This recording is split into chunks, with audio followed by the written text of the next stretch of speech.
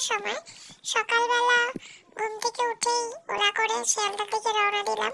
শিয়ালদা স্টেশনে পৌঁছাতে পৌঁছাতে অলমোস্ট কটা 5টা 5:30 বেজে গেছিল।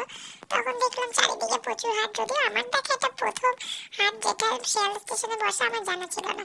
যাই হোক, সব টপকে দিয়ে পেরিয়ে আমরা স্টেশনে পৌঁছলাম। আমাদের 13 নম্বর প্ল্যাটফর্মে কাঞ্চনজঙ্ঘা ট্রেন আসার কথা ছিল, তো আমরা অনেকক্ষণ ওয়েট করার পর আসলো। আসার পরে যথারীতি আমরা যাওয়াও শুরু করলাম।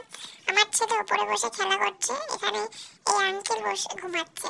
আমরা চা, সকালের খাবার সব বাড়ি থেকে করে এনেছিলাম, সেটা খেয়ে সময় কাটালাম।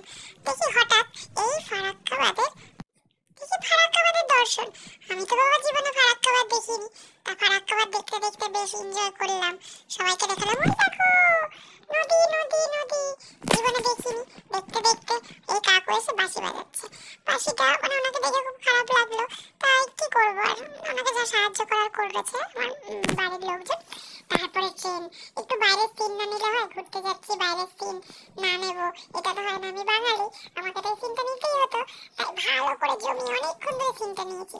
গাড়ি চলছে চলছে, চল চল চল চল, গাড়ি চলছে চলছে চল চল, এই করে আমরা নিয়ে জলপাইগুড়িতে নামলাম।